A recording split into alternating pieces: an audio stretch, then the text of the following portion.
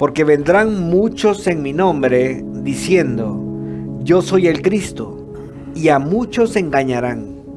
Y oiréis de guerras y rumores de guerras. Mirad que no os turbéis, porque es necesario que todo esto acontezca, pero aún no es el fin.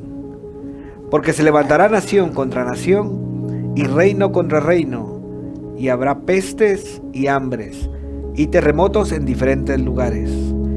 Y todo esto será principio de dolores. Qué interesante, ¿no? Este tipo de cosas que menciona Jesús el Señor Jesús en estos versículos, no son las cosas que en sí marcan específicamente las señales del fin de las cosas, el final de los tiempos, pero cosas que él nombra como falsos mesías, pestes, hambres y terremotos, que ciertamente, hay que decirlo, han marcado la historia del ser humano, la historia de la humanidad desde los tiempos inmemoriales. Pero hablemos desde la ascensión de Jesús. Desde que Jesús ascendió a los cielos hasta la fecha han ocurrido falsos mesías, pero a punta pala, pestes de todo tipo. Recordemos la peste negra que asoló Europa, la fiebre amarilla, bueno, ahora la gripe española, sí, que devastó Europa. Recordemos, por nombrar algunas, pero a través de la historia de la humanidad hubo innumerables pestes. Pero aparte de pestes, hambrunas por causas climáticas y hambrunas creadas por sistemas políticos como forma de exterminar poblaciones y cambiar el curso. Hoy en día estamos hablando de Ucrania lamentablemente por la guerra, pero recordemos que en el siglo XX el comunismo asoló Ucrania de tal manera que mataron de hambre a 6 millones de ucranianos. ¡Qué barbaridad! 6 millones de ucranianos fueron asesinados por hambre, por hambruna, en un país, paradójicamente, que hoy por hoy se dice que es uno de los graneros del mundo, porque precisamente una de las cosas que más produce Ucrania son granos para comer. Sí, sí, sí. Así que, y por otro lado, habla de terremotos, y bueno, ciertamente todo esto ha marcado la historia del hombre, pero en sí no eran señales específicas del final de los tiempos. Lo que sí, a medida que se acerque el final de los tiempos, va a ir un aumento creciente de todas estas cosas. Ahora llevamos 2 años de una pandemia que entraría dentro de lo que las pestes. Claro. Y me llama la atención, hay una palabra que dice ahí, que es necesario que todo esto acontezca, dice. Es necesario que acontezca. Sí, es necesario, porque ese es necesario significa para probar el corazón de los hombres. Que hay en el corazón de los hombres. Pero, en efecto, Jesucristo dijo que sucederán todas estas catástrofes, pero estas no serán lo que señalen el fin en sí. En el medio de cualquier gran guerra, recordemos el siglo pasado, solamente en el siglo pasado hubo 2 grandes guerras mundiales. Solamente el siglo pasado, ni hablar. Desde el primer siglo, desde el año 1 hasta el actual que estamos en 2022, ¿cuántas guerras han pasado? Las que son conocidas, las no conocidas. Las no conocidas. Bien, pero en medio de cualquier gran guerra o hambruna o terremotos o de devastaciones por terremotos, es natural creer, pensar que hemos llegado al fin del mundo. Pero Jesús, eso es lo importante de estar atento a la palabra profética más segura a la cual hacemos bien en estar atentos, como antorcha que alumbra en lugar oscuro. En medio de la el oscurantismo de profecías o falsas profecías, hacemos bien en estar atentos a qué dice la palabra de Dios. Y dijo que hay una señal mucho más específica acerca de su regreso. Y la describe después. Y este es un claro objetivo para prevenir entusiasmos desmedidos sobre la parusía, que la parusía es la palabra en griego que habla de la venida del Señor. Hay que decir que aunque ninguno de estos eventos específicos hablan del final, colectivamente, o sea, en su conjunto, todos estos eventos en su conjunto son una señal que nos va mostrando acerca del final. Cuando el Señor describe todas estas calamidades y las describe como principio de dolores, ¿qué significa? Que son los primeros dolores. Esto lo asemeja a una mujer cuando está en parto, en el proceso de parto. El proceso de parto es un proceso que en algunos casos es muy rápido y en otros casos dura varios días. Y comienza con dolores, las contracciones, los dolores. Entonces, que a medida que se acerca el tiempo, se van acrecentando. Sí, se va incrementando el dolor. Entonces tú tienes experiencia de cuatro hijos, así que sabrás bien cómo que de repente cuando dice, ay, me duele, no significa que es ya. Pasa un tiempo, es el inicio. Es el inicio. Entonces, principio de dolores, literalmente lo llamó de esta manera el Señor.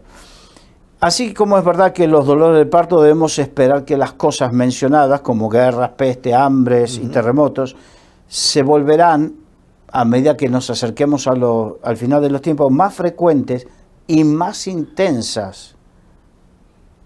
Como los dolores de parto, a medida que llega la fecha del parto, se vuelven más frecuentes, aumentan en su frecuencia y en su intensidad. Por eso tenemos que estar atentos a todo eso. Frecuencia e intensidad. Pero ninguna de estas señales por sí misma es específicamente una señal del final. Todos estos horrores que se acumulan pueden parecer a la gente inexperta, aquellos que no estudian y no se preocupan en entender la Biblia, pueden hacerlos parecer que es el final. Pero por lo tanto debemos evitar entrar en pánico. Porque la frase que más se repite y la frase clave en todo esto es, pero aún no es el fin. No es una frase mía ni una frase de cualquier que quiera interpretarlo personalmente. Son frases de Jesús cuando está hablando precisamente de todas estas calamidades. Sí, correcto. Entonces, no es una cuestión de interpretación personal, ya es Jesucristo cuando está hablando de todo esto dijo, pero aún no es el fin. Por eso no debemos entrar en pánico porque el programa anterior hemos hablado precisamente de, creo fueron alrededor de 15, por nombrar algunas, falsas profecías, esas falsas profecías, si se quedasen solamente en palabras, no sería nada, pero lo que hacen es provocar el pánico en la gente, minar el ánimo en la gente. Por eso debemos tener cuidado de todo esto. Así que te pediría, si seguimos leyendo en el capítulo 24, pero ahora del versículo 9 en adelante. Entonces os entregarán a tribulación y os matarán, y seréis aborrecidos de todas las gentes por causa de mi nombre. Muchos tropezarán entonces y se entregarán unos a otros, y unos a otros se aborrecerán. Muchos falsos profetas se levantarán y engañarán a muchos, y por haberse multiplicado la maldad, el amor de muchos se enfriará. Mas el que persevere hasta el fin, éste será salvo. y será predicado este evangelio del reino en todo el mundo, para testimonio a todas las naciones, y entonces vendrá el fin. Ahí tenemos señales más concretas. Más concretas. Exacto. Cosas más concretas. Vuelvo a repetir, no por interpretación de tal o cual escatólogo. El escatólogo es aquel que dentro de lo que es el estudio de la Biblia es el que hace el estudio del fin, de los últimos tiempos, de las profecías de los últimos tiempos. No es algo de interpretación, sino aquí es algo que Jesucristo mismo hace mención y hace diferenciación. En el periodo posterior a que Jesucristo ascendió a los cielos y antes de que, de su regreso, sus discípulos deben esperar ser perseguidos. Eso es lo que se interpreta aquí. Sí. De hecho, esto fue lo que sucedió. Y esto puede ser que los cristianos crean que al final está cerca, pero tampoco es una en sí mismo una señal específica de su regreso. ¿Por qué? Porque desde el año 70, ya empezamos a ver ciertas persecuciones en el libro Hechos de los Apóstoles, pero del año 70, como vamos a ver más adelante, específicamente comenzaron la persecución a la iglesia, la diáspora, cuando tú mencionabas la diáspora del pueblo judío, pero también fue la diáspora de la iglesia, porque lo que hizo Tito Vespasiano fue perseguir a los judíos. Hubo la destrucción del templo, pero también dentro de esa dispersión, diáspora significa dispersión, dispersión de los judíos de su tierra, también fueron dispersos los cristianos. Que esto tiene que ver también con algo que Jesús le había dicho, id por todo el mundo a predicar el evangelio, pero esos se habían centrado en Jerusalén. Y me seréis testigo en Jerusalén, Judea, Samaria y hasta lo último de la tierra. Sí. Y ellos se habían centrado en Jerusalén. Y Dios tuvo que permitir esa persecución para que se comenzase a cumplir su propósito, su palabra. Ahora, ¿sabes quién es Charles Spurgeon? Sí. Charles Spurgeon era un evangelista del siglo XIX, muy conocido, un hombre íntegro, estudioso de la palabra. Y él dijo, la persecución revelará a los traidores dentro de la iglesia, así como a los enemigos de fuera. Dios, muchos dicen, pero ¿por qué Dios permite la persecución? La permitió con la iglesia primitiva, la permitió durante toda la historia de la iglesia, y la permitirá en un futuro. ¿Por qué? Va a mostrar los falsos cristianos y cuáles son verdaderamente los enemigos de la iglesia y de los cristianos. Además, la otra señal que habla el Señor, es que se verán muchos falsos profetas y su aparente éxito. Pero aún estas mismas señales no son las específicas de su regreso. El mismo Spurgeon, ¿sabes que Charles Spurgeon fue considerado, era un hombre tan admirado por su capacidad, por su análisis, por su integridad ministerial, que era considerado el príncipe de los predicadores. Y hoy aún mismo, por eso si alguien quiere conocer, pueden leer sus escritos, poner Charles Spurgeon en internet y van a encontrar aún muchos mensajes compilados, porque fueron verdaderamente un hombre estudioso y enamorado del Señor y de su palabra. Ahora, el mismo Spurgeon reconoció que también que es triste, hablando de los falsos maestros, que tales maestros tendrán discípulos. Es doblemente triste que serán capaces de desviar a muchos. Sin embargo, cuando suceda, recordemos que el rey dijo que así sería. O sea que Jesús advirtió que si no nos cuidamos, que si no ponemos bien nuestra atención, podemos estar siguiendo a falsos maestros. Así es. Eso es lo que advirtió. Por lo tanto, debemos esperar a la sociedad empeorar más y más. Qué diferente cuando hay algunos que dicen que la cosa irá mejor. Sí, hasta profetizan de que irá mejor. Cuando aquí dice que va a empeorar más y más. O sea, eso es lo que nos enseña la palabra de Dios. Pero recordemos, esta tampoco es una señal específica del final del regreso del Señor. Ahora, como consecuencia de la maldad, como consecuencia de las persecuciones, como consecuencia de las calamidades, lo otro que vamos a ver es el amor de muchos enfriarse. Sí, lo menciona la palabra también y es increíble, ¿verdad? Pero cada vez que se va incrementando la maldad, dice que el amor de muchos se va a enfriar. Personas que experimentaron el verdadero amor, por causa de esa maldad, dice que se va a ir deteriorando, ¿verdad? Va a ir disminuyendo, va a ir enfriándose ese amor. Sí, y eso nos tiene que mostrar digamos, la responsabilidad que tenemos de que no se nos enfríe el amor por el Señor y por el prójimo. La maldad, porque muchos dicen, pero ¿por qué hay tanta maldad? Precisamente para que se vea lo que es de la luz de las tinieblas, la diferencia entre la luz y las tinieblas.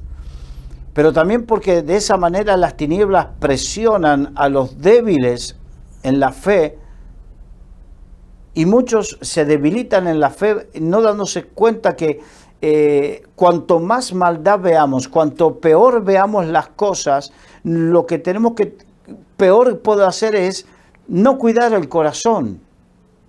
Fíjate, en Apocalipsis dice, volver al primer amor y a las primeras obras. O sea que una de las características de las personas que pierden el amor es que dejan de tener buenas obras.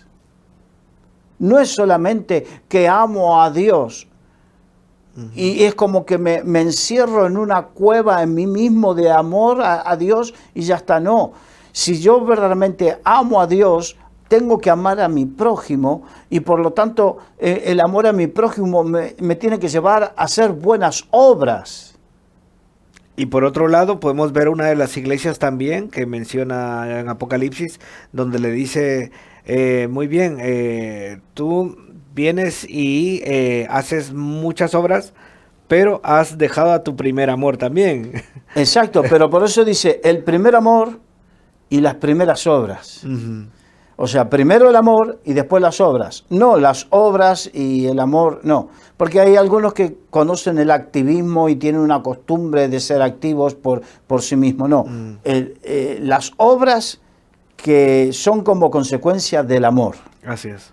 Entonces, pero para eso tenemos que tener cuidado de que toda esta maldad imperante, toda esta maldad que se muestra, no enfríe el primer amor, no enfríe ese amor.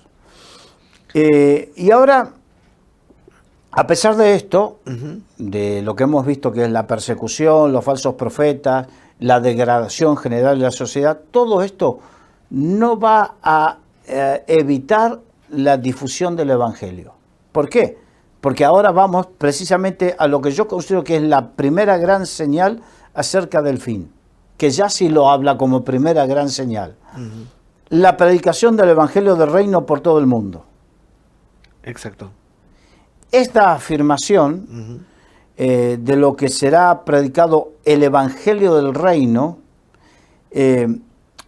hay que ponerla en contraposición con el versículo 11, ¿no? El versículo 11 dice, hay muchos falsos profetas que se levantarán y engañarán a muchos. O sea, por un lado, el Señor advierte que habrá muchos falsos profetas que van a engañar a muchos.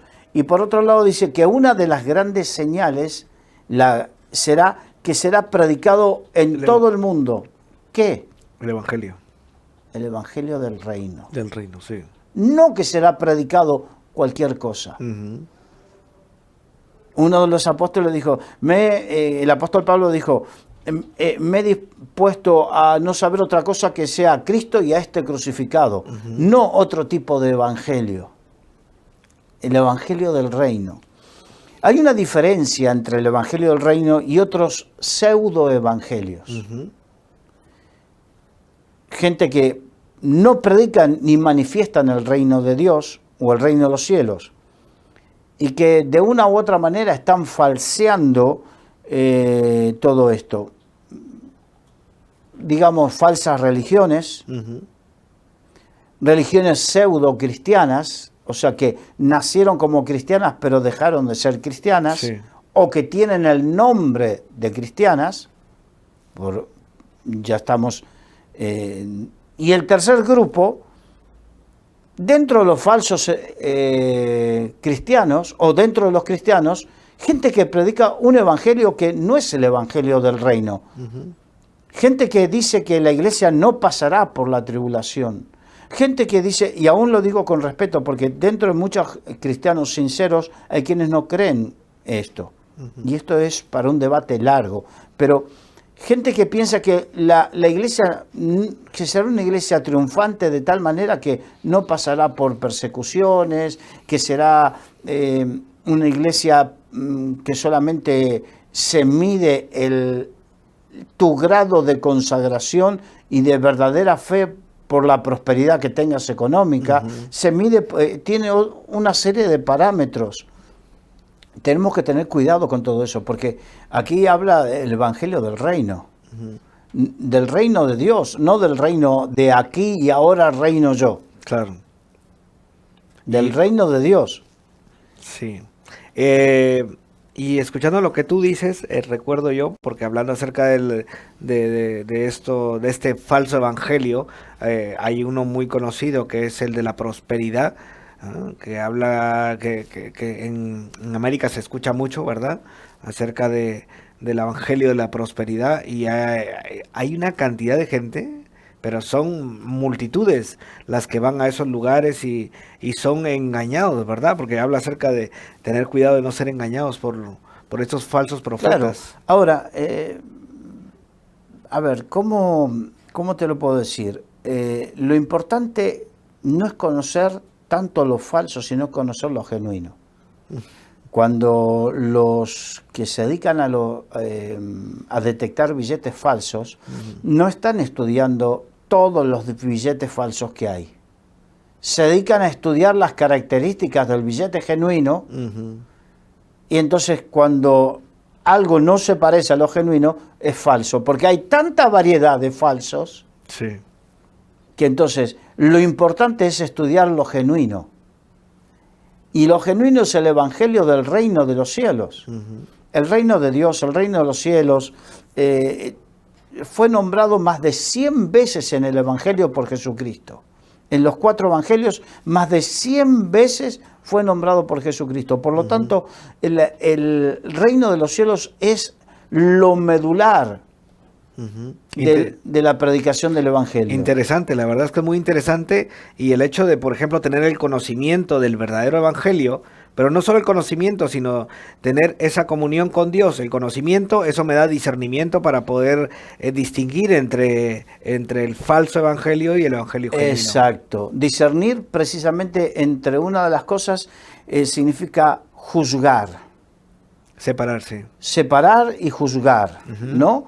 Juzgar, esto es correcto y esto es incorrecto, esto es verdadero, esto es falso. Entonces, precisamente el discernimiento nos ayuda a ejercer ese juicio correctamente, pero el discernimiento necesita también de conocimiento. De aquí está hablando del evangelio del reino, no del evangelio de que me va a ir todo bien, del evangelio de que si vengo a Cristo no voy a tener ningún problema, el evangelio de que... no.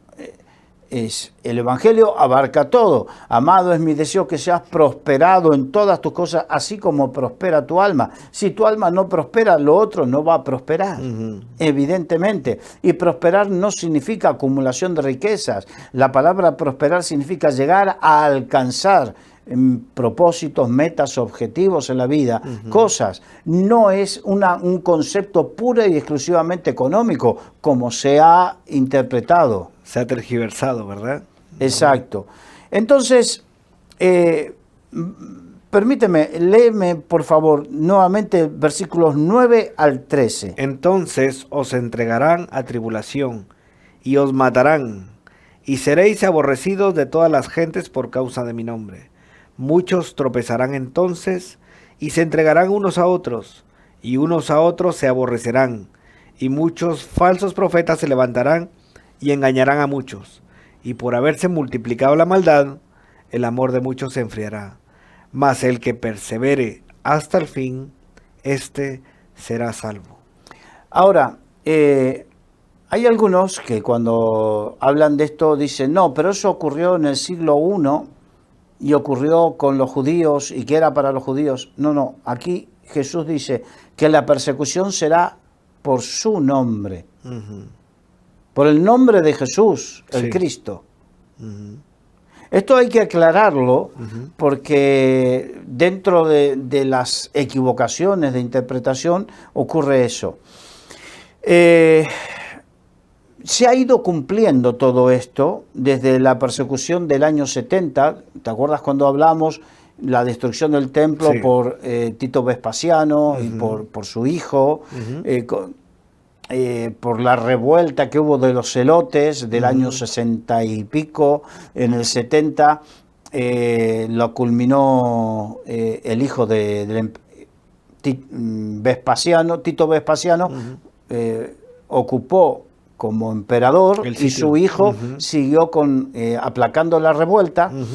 Y que, bueno, literalmente fue destruido el templo de Jerusalén, no quedó piedra sobre piedra como Jesús había dicho, y ahí vino la diáspora que hablamos hace unos minutos, tanto de judíos como de cristianos. Así que desde ese entonces comenzó la persecución.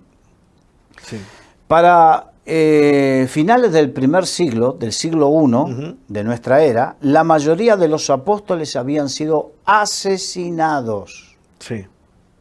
Y los cristianos representaban pequeñas minorías en todo el Imperio Romano. Se distribuyeron, ¿verdad? La diáspora hizo que se distribuyeran. Eso lo podemos ver en el libro de Hechos de los Apóstoles. Si tú estudias Hechos de los Apóstoles, ven como los cristianos iban y había pequeñas comunidades de cristianos en todo el mundo conocido en esa época. Y vamos a algunas de las... durante los 3 primeros siglos hubo 10 grandes persecuciones a los cristianos. Están enumeradas y se pueden. La primera fue en el año 64 con Nerón, el famoso Nerón, que incendió Roma. Esta tuvo lugar en la ciudad de Roma y las inmediaciones. Las represalias incluyeron la quema de cristianos vivos para iluminar los jardines de Nerón. Según el historiador Suetonio, Nerón afligió con suplicios a los cristianos, raza entregada a una superstición y nueva y maléfica, bueno, hablando de los cristianos. Pero eso es lo que se entendía. Y otro historiador llamado Tácito dijo, para acallar los rumores sobre el incendio de Roma, Nerón señaló como culpables a unos individuos odiosos por sus abominaciones, a los que el vulgo llama cristianos. Sigue diciendo muchas cosas más. En esta persecución la sufrieron tanto Pablo como Pedro, los 2 apóstoles. Justo en este tiempo, sí. Esta persecución evidentemente fue previa, porque estábamos hablando que el año 70 la destrucción del templo, y esto fue en el año 64. Sí, un poco antes. Fue previa. Así que la segunda gran persecución fue por Domiciano, en el año entre el 90 y el 96. Domiciano fue quizás uno de los más crueles. Se arrogó el título de Dominus et Deus, esto significa Señor y Dios. Él se autoproclamó Señor y Dios. Y dio orden de persecución contra filósofos, astrólogos y cristianos. Los cristianos fueron perseguidos porque se rehusaron a ofrecer incienso al emperador. Recordemos que él se autoproclamó Dios y entonces todo lo que se autoproclama Dios exige adoración, en este caso ofrecer incienso, que era lo que se ofrecía a los dioses. Por eso hoy en día vemos en las iglesias católicas que se ofrece incienso, o en otras religiones se encienden los saumerios y todo, porque es parte de lo que tradicionalmente se hizo durante toda la historia de las religiones. Esto en Apocalipsis capítulo 2, versículos 3, 10 y 13, habla de estas persecuciones, coinciden con esto. El historiador Eusebio, en Historia Eclesiástica, dice: con gran crueldad Domiciano dio muerte sin juicio a muchos hombres en Roma que eran distinguidos tanto por su cuna como por sus logros, y desterró sin causa a muchos otros patricios y confiscó sus propiedades. Finalmente se manifestó como sucesor de Nerón por su hostilidad contra Dios. Fue el segundo en organizar una persecución contra nosotros, aunque su padre Vespasiano no había planeado ningún mal de esta clase. Y el mismo Domiciano ordenó la ejecución de todos los miembros de la familia de David, y una antigua tradición refiere que algunos herejes acusaron a los descendientes de Judas, el hermano del Señor, hablando humanamente, afirmando que pertenecían a la familia de David y que estaban emparentados con el mismo Cristo. O sea que dirigió la persecución a lo que él creyó que podía ser la raíz familiar de David, o sea, de Jesús. Claro. En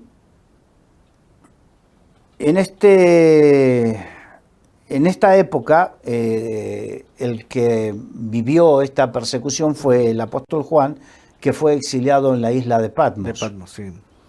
El tercero, año 98 al 117, ya pasamos al siglo II, por Trajano, el emperador Trajano. Esta causa, esta persecución, a diferencia de otras, no se los consideraba delictivos, sino por el solo hecho de ser cristianos. El solo hecho. Plinio, el viejo, el famoso historiador, dijo: se ha de castigar el nombre a falta de pruebas o los crímenes inseparables del nombre. No se les ha de buscar, Trajano dijo, no se les ha de buscar, pero si son denunciados, castígueseles. La situación de los cristianos en esa época estaba sujeta a ataques a poblaciones locales. O sea, cualquiera que te acusaba a ti por ser cristiano de cualquier cosa, el emperador dijo: no me vengan con problemas, castíguenlos. No vamos a juzgar si es cierto, si es mentira, si fue bueno, si es malo, blanco, negro. No tenían derecho a un juicio ni nada. Nada, directamente a castigarlos.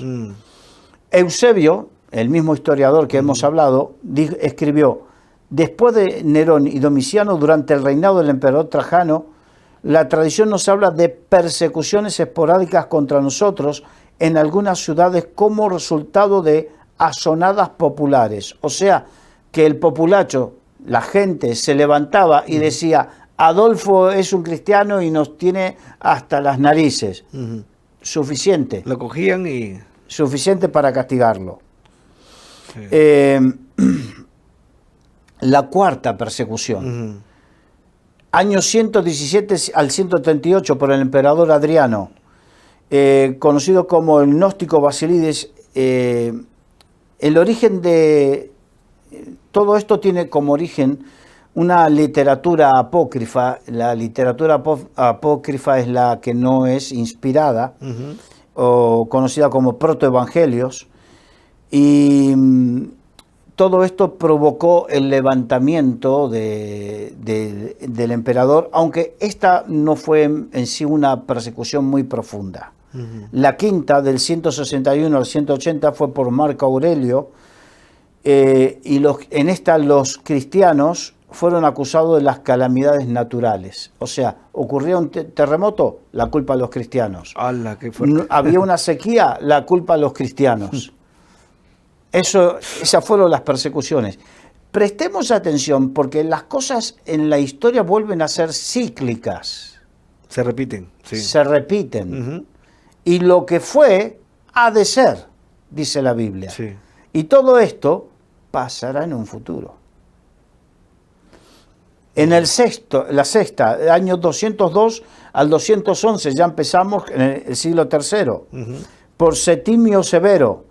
El edicto de Severo decía, prohibición de convertirse al judaísmo o al cristianismo, y sentencia de muerte para los que se preparaban para el bautismo o se bautizaran. Aquí ya incluye el judaísmo, ¿verdad? Sí, sí, sí.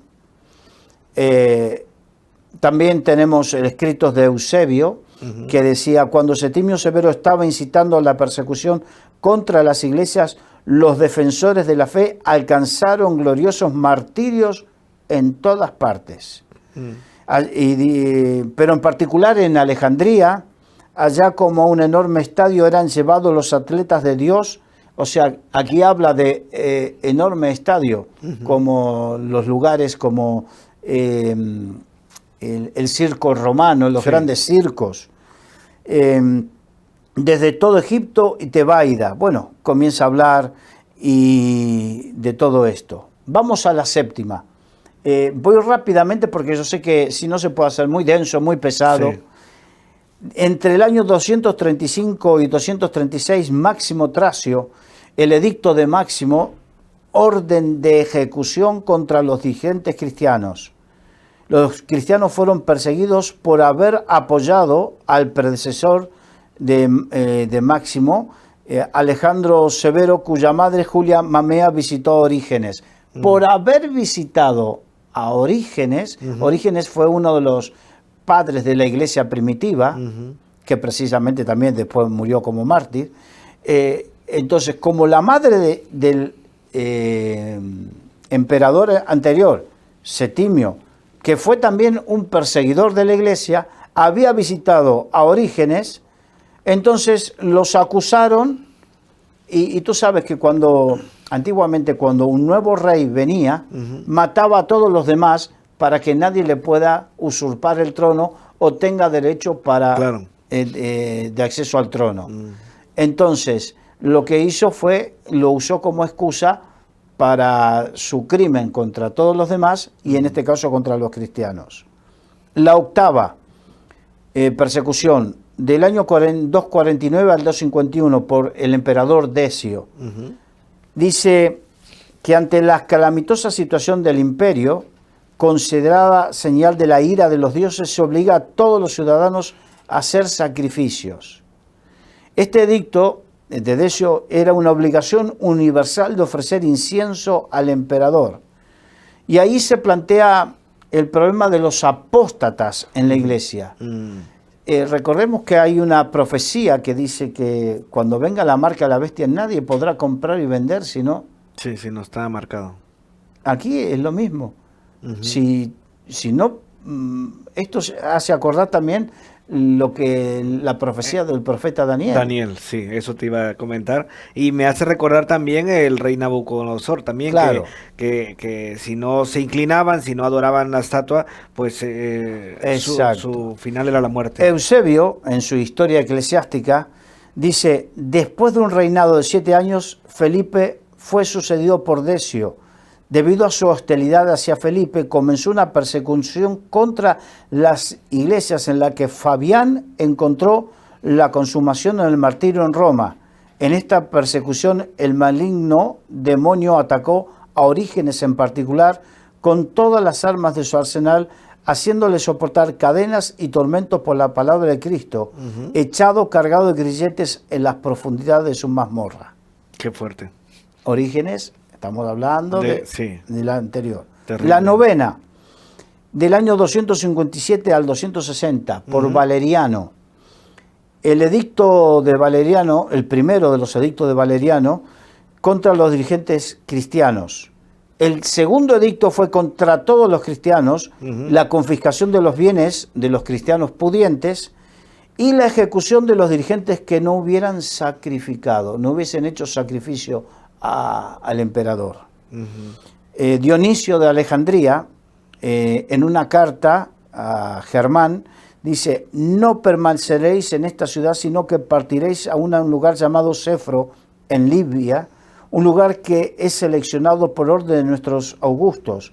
Bajo ninguna circunstancia se os permitirá a vosotros ni a ningún otro celebrar reuniones ni entrar en los llamados cementerios. Si alguien deja de ir al lugar ordenado o se les encuentra en cualquier reunión, incurrirá en peligro porque estáis bajo vigilancia. Id entonces al lugar señalado. Ahí estaba hablando del peligro que tenían de reunirse y de todo. En la 10ª, del año 303 al 311, aquí hay dos, Diocleciano y Galerio. Esta fue la peor persecución de todas. El primero de los edictos, confiscación de libros, pérdida de derechos civiles. El segundo edicto, arresto de los dirigentes, hablando de los cristianos, ¿no? Tercer edicto, liberación de los que renegaran del cristianismo. Y el cuarto edicto, obligación de sacrificar a los dioses bajo pena de muerte. Eusebio vuelve a hablar de todo esto. Ahora, no pensemos que las persecuciones a la iglesia se terminaron en el siglo III.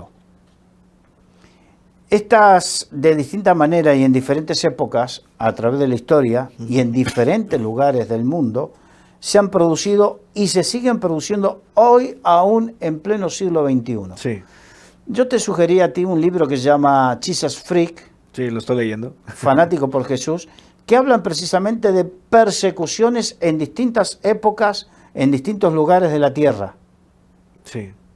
Y así como eso que es producto de investigación, de gente que ha escrito por haber investigado, hay un portal que les animo a entrar, que se llama puertasabiertas.org, sí, que ellos se dedican a investigar en el mundo la persecución de los cristianos, y ellos dicen que en la actualidad existen más de 360 millones de cristianos que sufren por su fe altos niveles de persecución y discriminación en más de 50 países. Hoy, en la actualidad, siglo XXI, año 2022. Les invito a visitar este portal. Es puertasabiertas.org. Pero no se habla de persecución de países considerados, en este portal, perdón, no hablan de la persecución de países como España o países considerados occidentales del primer mundo. La persecución por ahora es, digamos, en cierta manera ideológica. Se sufren menosprecios por ser cristiano, falta de respeto, burla de nuestras convicciones y una continua presión por parte de distintos movimientos a promulgar leyes y disposiciones que de una manera u otra, en algunos casos velada, en otros más directo, confrontan nuestra fe y nuestra forma de vivir. A tal punto de querer encarcelarnos por algunos motivos o impedirnos ciertas libertades que en igualdad de condiciones en otros tipos de reuniones sí se tienen. Estamos hablando que está sucediendo por ejemplo, en Finlandia, un predicador, por nombrar algo, a cierto grupo no le gustó y está sufriendo una persecución. Sí. En Finlandia, en Inglaterra sucedió. La historia de los reposteros que se negaron a hacer algo contra sus convicciones, a hacer una tarta en contra de sus convicciones, y tuvieron años de juicios. Eso es persecución. Eso es persecución, y ahí podemos ver que en ese tiempo cómo se está dando ese tipo de persecución y lo que se va a dar, según lo que hemos hablado antes, de que es cíclico, de que se vuelve a repetir. Claro.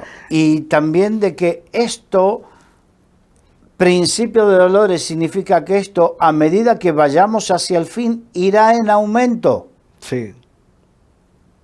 Ahora hay muchas leyes que han surgido, que son nuevas, que si tú empiezas a hablar con toda la libertad acerca del Evangelio, ya empiezan a verte mal, empiezan... Puedes ir a la cárcel. Sí, es que te limitan hasta con los comentarios.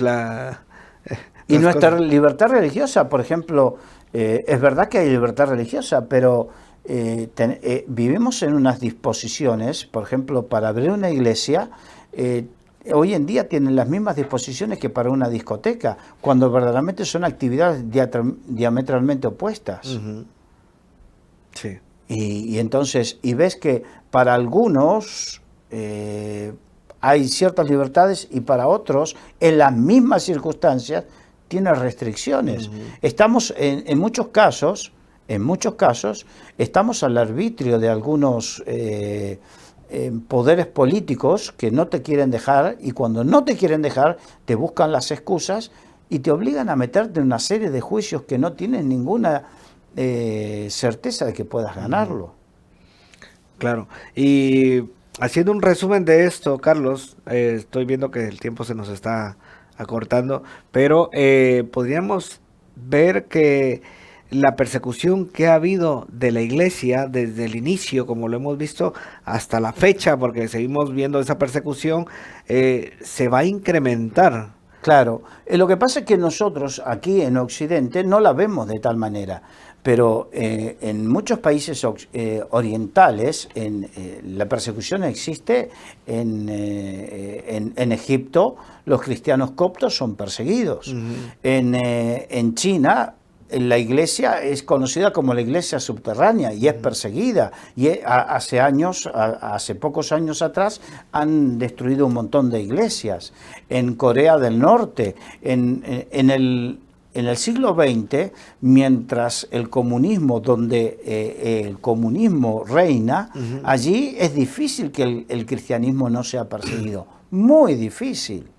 Entonces, hay una serie de cuestiones que la hemos visto. Uh-huh. Uno de los libros que más me impactó en mi vida fue cuando llevaba poco tiempo en el Evangelio, un libro se llama Torturados por Cristo, de Richard Wurmbrand, que en el siglo XX fue torturado por ser cristiano. En el siglo XX. Un pastor de luterano, uh-huh, rumano. Así que, ahora, y como queda poco tiempo, me gustaría, si me permites, sí, hacer la introducción para el lunes que viene, para, uh-huh, la próxima. Porque dice, después de todo esto, uh-huh, dice, versículo 15, por tanto, cuando veáis en, uh-huh, el lugar santo la abominación desoladora de que habló el profeta Daniel, el que lee entienda. Uh-huh. Ahora, la abominación desoladora habla de la máxima profanación que se podía hacer. Uh-huh. Está hablando en el templo judío. Correcto. Esa máxima desolación, digamos, es algo que ya ocurrió con un gobernador que llamó Antíoco, uh-huh, Epifanes, uh-huh, un gobernador griego, que puso una estatua de Júpiter dentro del templo, y que se dice también sacrificó un cerdo en el lugar santo. El cerdo es el animal inmundo por, sí, excelencia para el pueblo judío. Entonces, eso fue la abominación desoladora. Uh-huh. Entonces, hay algunos que dicen, bueno, ahí se cumplió la abominación desoladora, uh-huh, pero hay profecías que tienen lo que se llama una doble y hasta triple referencia. Significa que se cumple una, dos y hasta tres veces. Y en este caso, uh-huh, cuando habla para un futuro de la abominación desoladora, uh-huh, no está hablando de Antíoco Epifanes, sino que la abominación desoladora tendrá el contexto de que el pueblo judío hará pacto con el anticristo. Uh-huh. Y aquí en el siglo I, o en la abominación desoladora fue antes, perdón, de uh-huh, todo esto, no hubo ningún pacto del pueblo judío que romper. Claro. Entonces, en medio de todo eso, tenemos que, por eso yo quería hacer esta introducción, porque la semana que viene, para seguir hablando Lo de Antíoco Epifanes fue en el año 167 antes de Cristo. Así que cuando Jesús habló de la abominación desoladora, hizo referencia como ejemplo a lo que ya ocurrió, pero que va a ocurrir. Correcto. Y que se romperá el pacto. Ahora, para hablar de todo eso, vamos a tener que hablar de la profecía de Daniel capítulo 9. Correcto. Así que ya ponemos en contexto para la semana que viene a prepararnos para hablar de eso. Así es, pues muchas gracias, Carlos, por el tema. Y gracias a los que nos escuchan y nos ven. Creo que hasta la próxima, ¿verdad? Hasta la próxima y un placer poder compartir. Dios les bendiga.